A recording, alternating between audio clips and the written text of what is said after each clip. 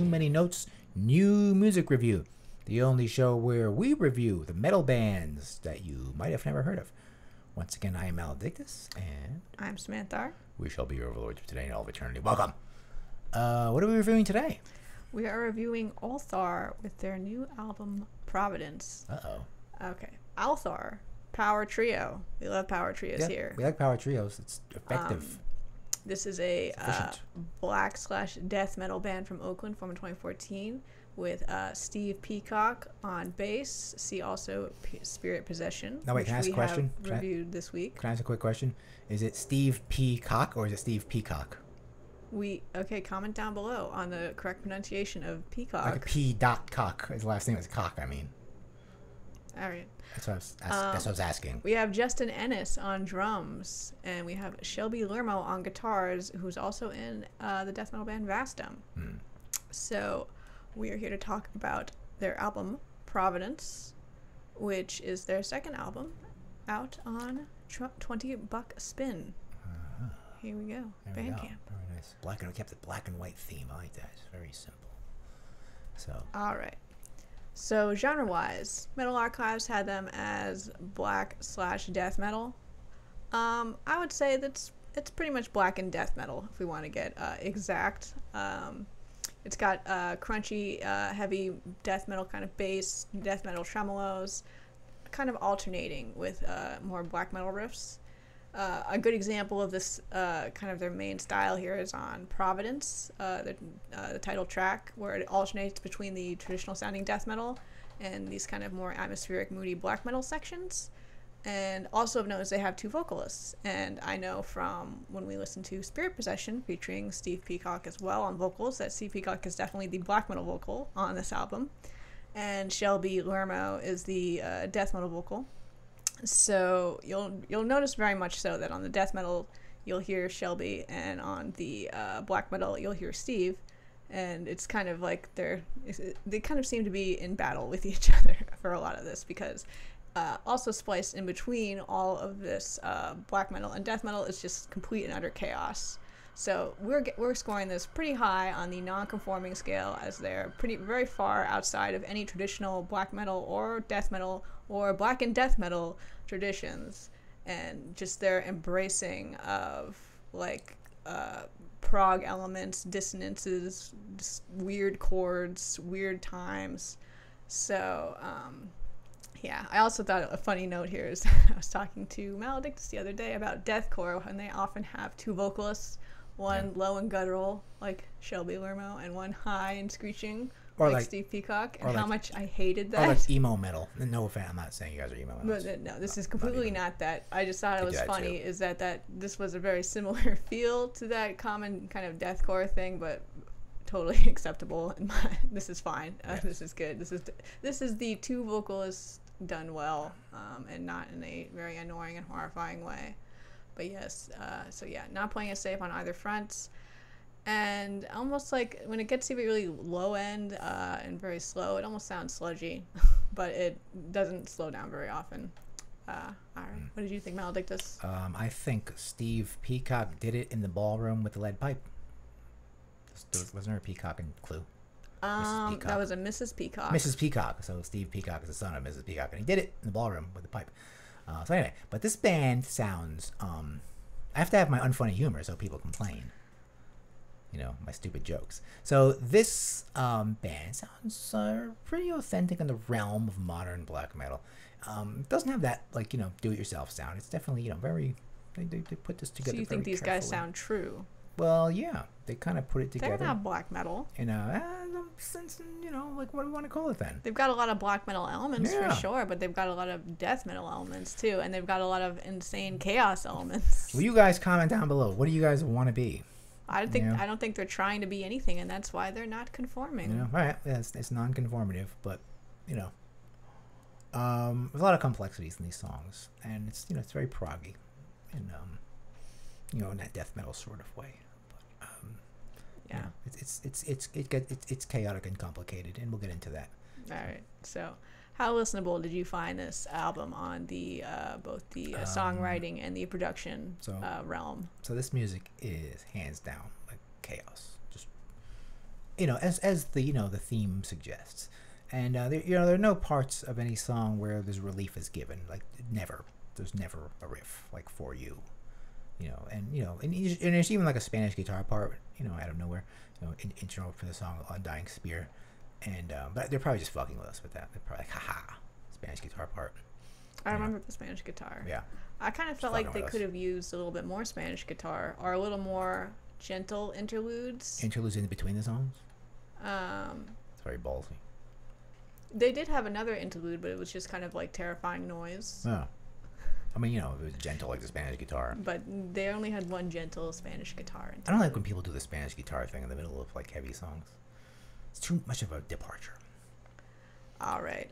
For me, production-wise, I found this album kind of middle of the ground. Like, they have a lot going on, and you can hear everything going on. But it's definitely not overdone. It's not too slick. It's tasteful production. Listenability, we have this as, some serious sonic terror here. This is a very oppressive atmosphere. Oppressive. It's frightening. It's confused. The album sounds confused. It's trying to frighten you. It's difficult to listen to. The songs, linear songwriting here. No clear structure. They're disorienting. Some songs you're just kind of wondering, what is a melody? I forgot what melody is. I would, for example, check out Downward Dynasty's track. But, it's not total chaos. Undying Spear, as Maledictus noted, aside from just the Spanish guitar parts, has some catchy refrains that recur within the song. So I just wanted to note that. But they do alternate with some normal sounding death metal breakdown sections. But they don't last very long until they shoot the whole thing back up into space, or perhaps more down to hell, something suitably down to hell. A good example of this is on the song "Cudgel." And what is a cudgel? It is a weapon. Oh. It's like a blunt. Cudgel you. A blunt weapon. That's not in Skyrim. Yeah, I'm sure there are. It's like a mace. Oh, okay. They didn't call it that. So. On that note, whenever Steve Peacock starts to sing his black metal vocal, that seems like the signal most often for insanity to begin. I'm at this point, after listening to Spirit Possession as well, a big fan of Steve Peacock vocals. He spits and shrieks with he's got that real vehemence of a black metal vocal, and he does it with he's got a real character to it that I enjoy. Mm-hmm. I'm not sure who's responsible for this, but I heard a few black metal croaks, which is a tradition begun by Abith Both. Did he invent that? Yes. I think that's his signature. Alcohol. Where you just go, but I heard a few of there. That was mostly kind of amusing to me. Society and music is breaking down, and this is a prime example of it. All right. So the musicality category, there's no contest. There's too many notes, as our review is called. That's why it's called that, because so many bands just have too many notes, and the name just stuck. Too many notes. Despite this total sonic chaos assault on the ears, Ulthar does know how to play their instruments. They do know how to play their instruments. They're really good at playing. They're very virtuous. Imagine trying to remember all that. Like, that's another thing. Like, how do people just remember all those different parts of a song? To me, that's just alien to me. I don't know. My brain is small, I guess. And in addition to 4/4 time, in addition, 4/4 time is for the weak for these guys, and their drummer, he doesn't do 4/4 time. There's a lot of just crazy time signatures I could detect in this. And what's wrong with 4/4 time? Just 1, 2, 3. No, we can't have that. We have to have dun dun dun dun dun dun dun dun dun dun dun dun dun dun dun. How can you capture the absolute terror? In 4, no, you couldn't. Of the old gods with a 4/4 time. No, you need chaos. You need something that's going to drive you mad and insane and just melt your sanity. Drain you of your sanity. And this music might be for fun for some to listen to. But the act of playing and recording these tracks must have involved a lot of fights in the studio and walkouts. I think you're projecting right now. Yeah, I am. Or maybe we're just good at that. I don't know. Like, it's just seems so chaotic that it must have caused fights. It's like, but just when you're trying to record that, it just seems so complex to capture that. Maybe some guy screws up and he's like, "No, god damn it, you fucked it up. We gotta do it over." Maybe just naturally do it. Just naturally have it, or maybe it's just chaos and it just all fell that way. Comment down below. I believe Steve Peacock has that. This is the guy with the project where he is a one-man band that is all improvised. So what if he's improvised? What if they're improvising? So we don't know. If you're a jam band, so God help me, I will take this review down. Comment down below if you jam. I will take this review right down. So, for me, like, the sound is very dense, very full-bodied. It honestly sounds like there's more than 3 guys in this band to me. But you can check out. I checked out some live videos of them, and they play with 3 guys. They just make a lot of noise. Right, they're good at that. They're very good at making a lot of noise. I would say no one particular instrument is being highlighted for virtuosity. This music is just baseline very difficult to play and complex and played at a breakneck pace for the most part. And the guitar work in particular I found is kind of challenging to the listener. I was over-challenged. And it's very unique. The guitars are racing, demented, inverted. Why not just calm down? For examples of this guitar work, I would check out Undying Spear. Clearly their hit single off this album. I mentioned it twice. Yeah, we were talking about that. Spanish guitar. All right. So this is not fun. Doesn't mean a bad thing, but on our fun or focus scale, this is 100% focused. This is serious. It can't not be focused. How can you have that level of not just sonic terror, but like virtuosity at the same time? Just complex virtuosity. By the way, if you're jamming, that goes to like 1. That just destroys the scale, just blows it up. But I have a feeling you guys aren't. I have confidence that you're not, because I'll just break it down. I keep talking about this. I don't like jam bands. I hate jam bands. I fucking hate jam bands, because you could jam when you're in your studio. You could maybe come up with new riffs. But if you do it in front of people, let's assume they're not a jam band. Yeah, we're gonna assume you're not. I mean, there are people do what you do all the time and actually record that music and actually know it all. Not everyone is an idiot, is a musical moron like me. So, but anyway, as I said for this category, this music sounds really stressful, and actually you need this is music where if you're not a jam band, you actually need that math you learned in school you never thought you were gonna use. You're like, oh, algebra, oh, geometry. I'm never gonna need this, but You think you need geometry to play this? Yeah. Or to listen to it? Yeah, you need like 3D, and possibly calculus to do this. Calculus. Yeah, all that stuff you thought we weren't gonna. It's like I'm never gonna use that, but yeah, it's like, oh, I wish I had calculus right now so I could figure this out. The power trio Ulthar must be very left brain kind of dudes. They're focused. I think they must be very focused and serious guys.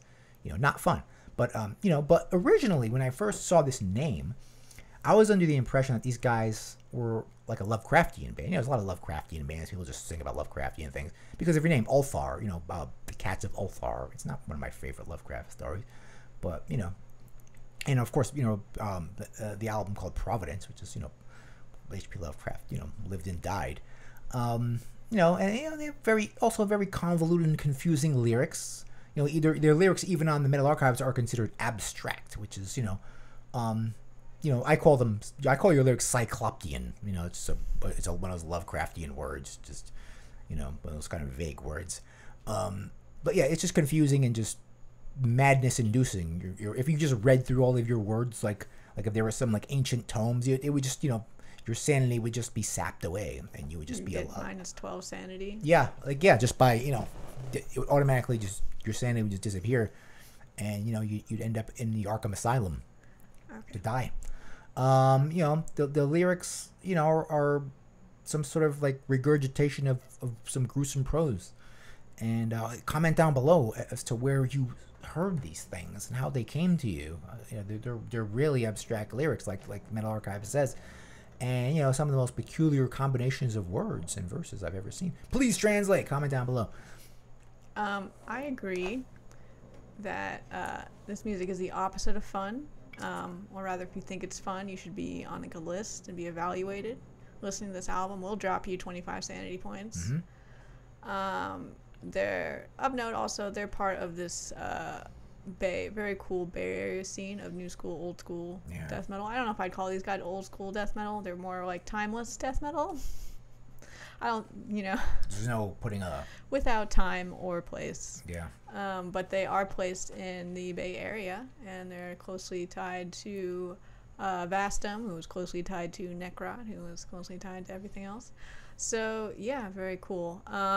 And as far as I would say this band is like Blood Incantation for people who wish BI were more evil and grosser, and instead of in space, they were in a hell swamp with black metal shrieking. But you guys know Ghoul, but Ghoul's too much fun though.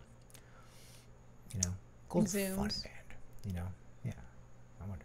There's more bands in the Bay Area. I just can never remember them all at Yeah, the same there's time. still a Bay Area scene. Just from Yeah, but from their ancestors, they still exist. all right. And what do we got here? We got Let's artwork. discuss the album art.